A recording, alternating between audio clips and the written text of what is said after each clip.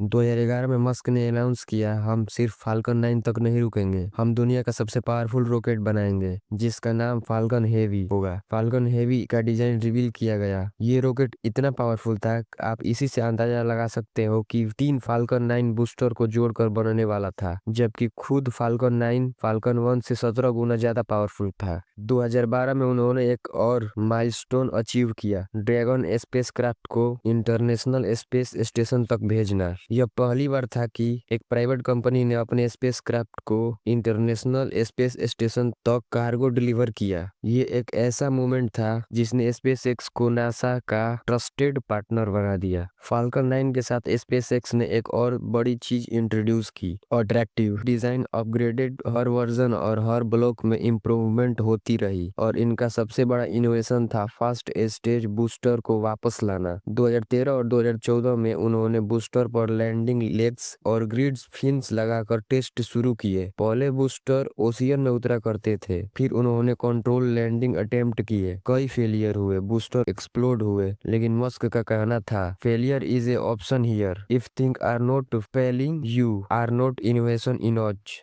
इसका मतलब यह फेल होना भी ठीक है। अगर तुम कभी फेल नहीं हो रहे हो तो हो सकता है तुम अपना फुल पोटेंशियल यूज ही नहीं कर रहे हो। फाइनली 21 दिसंबर 2015 को फिर से एक हिस्टोरिकल दिन आया। फाल्कन 9 का बूस्टर पहली बार सक्सेसफुली वापस आकर फ्लोरिडा के कैप केनावेरल पर लैंड हुआ। स्पेस एक्स की इंजीनियरिंग टीम कूद कूद कर गले मिल रहे थे। इलोन मस्क की आंखों में आंसू थे। यह मूवमेंट सिर्फ स्पेस एक्स के लिए नहीं बल्कि पूरा दुनिया के लिए गेम चेंजर था, क्योंकि अब रॉकेट रियूजेबल सिर्फ एक इमेजिनेशन नहीं बल्कि एक रियलिटी बन चुकी थी।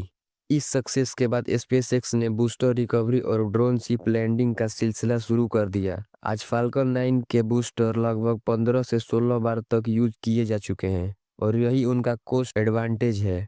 एक लॉन्च जो कंपटीटर को 100 से 150 मिलियन डॉलर में पड़ता है, वो स्पेसएक्स सिर्फ 60 मिलियन में कर देता है। स्पेसएक्स 2009 से 2015 तक लॉन्च कॉन्ट्रैक्ट से रेवेन्यू तो खूब जनरेट कर ही रही थी, लेकिन रॉकेट रिसर्च और डेवलपमेंट कॉस्ट इतना था कि कंपनी का सारा पैसा उसी में लग जा रहा था, जिससे कंपनी लॉस में ही रह रही थी। लेकिन मस्क का इरादा हार मानने का नहीं था। उनका अगला स्टेप था और भी बड़ा और भी पावरफुल रॉकेट, फाल्कन हेवी, जिसका अनाउंसमेंट और डिजाइन रिवील इलोन मस्क ने 2011 में ही कर चुके थे। 6 फरवरी 2008 में फाल्कन हेवी का पहला लॉन्च हुआ, और टेस्ट प्लाड था इलोन मस्क की अपनी रेड टेस्ला रोस्टर। इसमें एक मैनीक्वीन था जिसका नाम उन्होंने रखा स्टार मैन, जो आज भी स्पेस में ऑर्बिट कर रहा है। वैसे मैं बता दूं कि पुलाड का मतलब होता है रॉकेट के अंदर रखा गया सामान, जिसे रॉकेट अंतरिक्ष में लेकर जाता है। वो वीडियोस पूरे इंटरनेट पर वायरल हो गया। एक कार जो स्पेस में घूम रही थी, बैकग्राउंड में अर्थ नजर आ रहा था। ये सिर्फ एक स्टंट नहीं था बल्कि एक मैसेज था। स्पेसएक्स अब सिर्फ सैटेलाइट लॉन्च करने वाली कंपनी नहीं थी, बल्कि ह्यूमन स्पेस एक्सप्लोरेशन का सिंबल बन गई थी। 2009 से 2015 तक स्पेसएक्स ने इम्पॉसिबल को पॉसिबल बनाया। फाल्कन 9 के लेबल लॉन्चेस, ड्रैगन का आईएसएस तक मिशन, बूस्टर लैंडिंग और रीयूजेबिलिटी, और फाल्कन हेवी का सुपर पावरफुल डेब्यू, ये सब माइलस्टोन सिर्फ एक चीज प्रूव करते थे, इलोन मस्क और स्पेसएक्स का विजन अब सिर्फ सपना नहीं बल्कि एक कंक्रीट रियलिटी बन रहा था।